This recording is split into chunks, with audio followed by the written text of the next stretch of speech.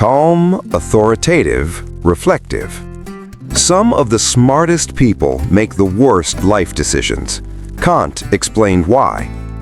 Most of us grow up believing one simple equation: if you are intelligent enough, life will eventually work out.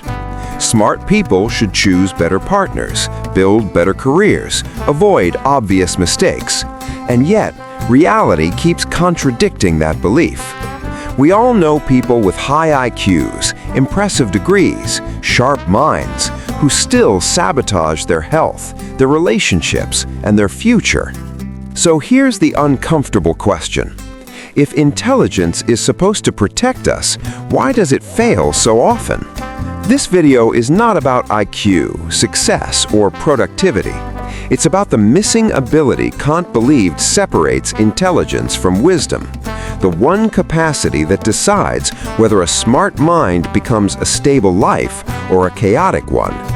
To understand this, we need to start with a distinction Kant thought most people completely ignore.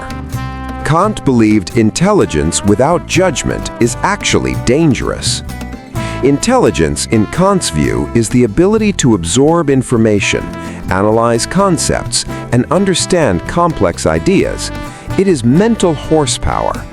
Judgment, however, is something very different. Judgment is the ability to apply reason correctly in real situations, under pressure, with imperfect information, and with real consequences.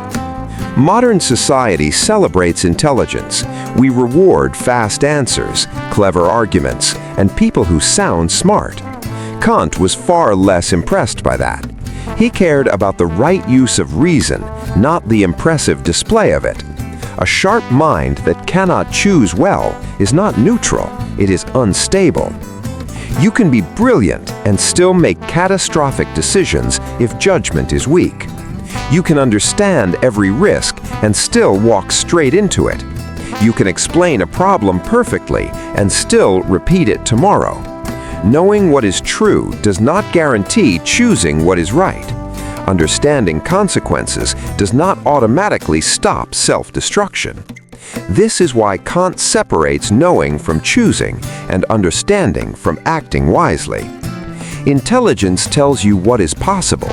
Judgment decides what should be done. And when judgment is underdeveloped, intelligence does not protect you. It accelerates the damage. And this explains a strange modern paradox. The smarter the mind, the better it becomes at justifying bad behavior. This is one of the most uncomfortable truths Kant points toward. Intelligence does not automatically restrain impulses. In many cases, it does the opposite.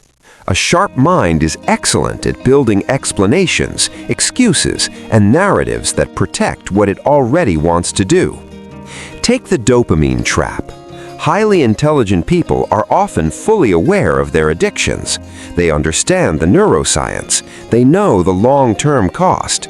They can explain exactly why the habit is destructive. And yet, they still rationalize it with frightening precision. I will stop tomorrow. I deserve this break. This is just temporary. Intelligence does not stop the behavior. It helps it hide behind logic. Or consider the over-informed chaos. These are people who read constantly, watch long-form content, consume ideas from philosophy, psychology, and productivity. They know every framework, every theory, every explanation, and yet their lives remain disordered, anxious, and inconsistent. Their knowledge expands, but their actions do not stabilize. More information does not produce more clarity. It often produces paralysis. Kant's diagnosis is sharp and unforgiving. In these cases, reason is not leading action, it is serving desire. Reason becomes a lawyer, not a judge. It defends impulses instead of disciplining them. The mind works hard, but it works in the wrong direction. This leads to a core Kantian insight that feels almost dangerous to admit. Intelligence amplifies whatever controls it. If discipline controls it, intelligence becomes wisdom. If impulse controls it, intelligence amplifies weakness, chaos, and self-sabotage. So what did Kant believe intelligence actually needs? Kant didn't believe wisdom comes from learning more. This is where modern culture quietly gets it wrong. We treat the mind like a storage device. More books, more podcasts, more insights, more input. As if wisdom is something that accumulates automatically with exposure. Kant argued the opposite. Reason does not improve by being fed endlessly. It improves by being trained. Without structure, reason drifts. It chases novelty. It reacts instead of governs. The result is not depth, but chaos. Thoughts multiply, but direction disappears. With discipline, however, reason becomes something else entirely. It stops reacting and starts ruling. Kant made a crucial distinction that most people overlook.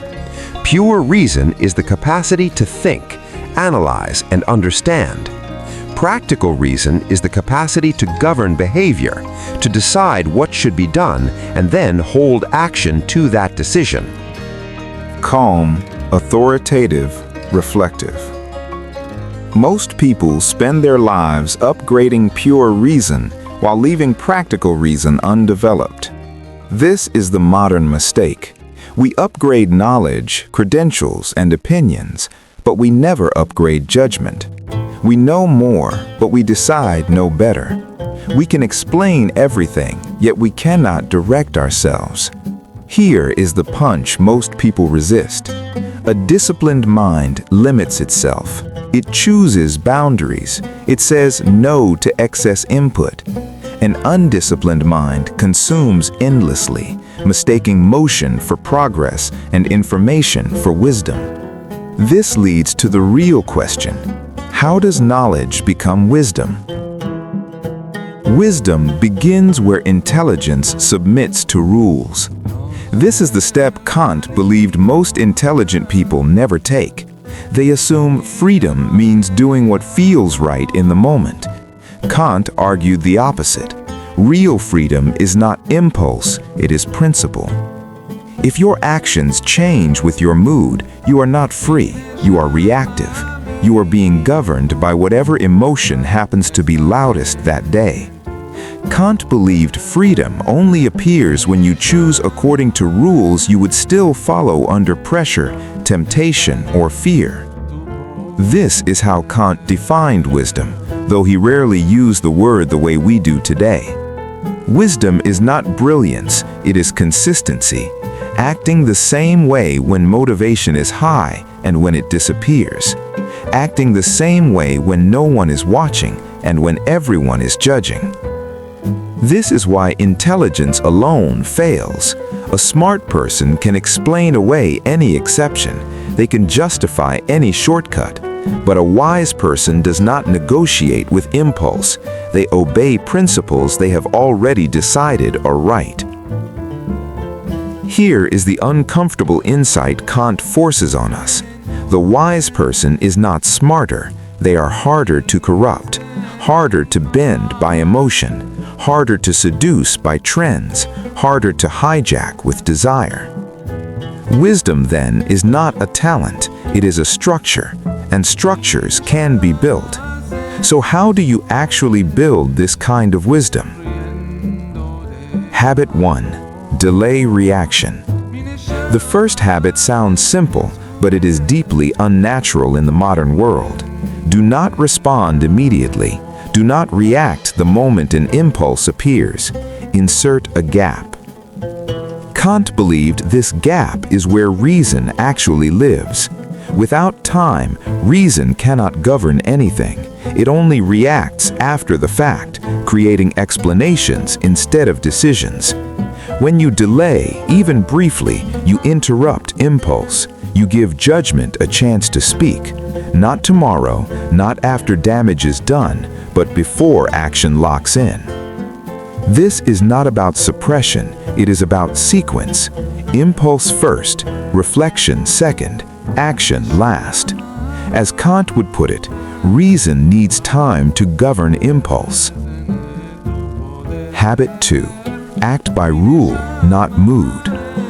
The second habit is where most intelligent people fail. They decide based on how they feel today, not on what they believe is right in general. Kant argued that wisdom requires pre-commitment. You decide your standards in advance when emotion is calm. Then you follow those standards when motivation disappears. Mood is unstable. It changes with sleep, stress, praise, and fear. If mood guides your actions, your behavior will always be inconsistent. Here is the hard truth Kant exposes. Mood is a terrible moral guide. If you only act well when you feel like it, you are not wise, you are conditional. Wisdom shows up when you do the right thing, even when every feeling inside you resists it. The final habit is the most uncomfortable and the most Kantian. Stop outsourcing responsibility. No blaming emotion, no blaming stress, no blaming circumstances. Kant believed judgment cannot be delegated. If you act, you own the outcome. You are responsible not just for what you know, but how you act on it. Intelligence gives you information. Wisdom demands accountability. This is where many smart people retreat. They explain, they rationalize, they intellectualize failure. Kant would say none of that matters. What matters is this: did you govern yourself or were you governed? And this brings us to Kant's final uncomfortable conclusion. A society obsessed with intelligence forgets wisdom. We measure IQ, we reward credentials, we celebrate people who can explain everything while quietly ignoring whether they can govern themselves. Kant never dismissed intelligence, he warned against worshiping it. Intelligence impresses, wisdom governs. Intelligence can speak convincingly, wisdom decides correctly when no one is watching. A smart mind can justify almost anything, but a wise mind refuses to cross certain lines. This is why intelligence alone is overrated. It gives you power without direction, speed without control, options without judgment. Being smart is easy. Being wise requires discipline and responsibility. And Kant believed that is the real measure of a free human being. Kant didn't warn us about stupidity, he warned us about undisciplined intelligence. A short mind without discipline doesn't lead to freedom, it leads to rationalized mistakes, repeated errors, and a life that looks intelligent but feels unstable. Wisdom for Kant was never about knowing more, it was about governing yourself better. Subscribe if you want philosophy that sharpens judgment, not ego. And learn to think the way Kant believed a stable, responsible life requires.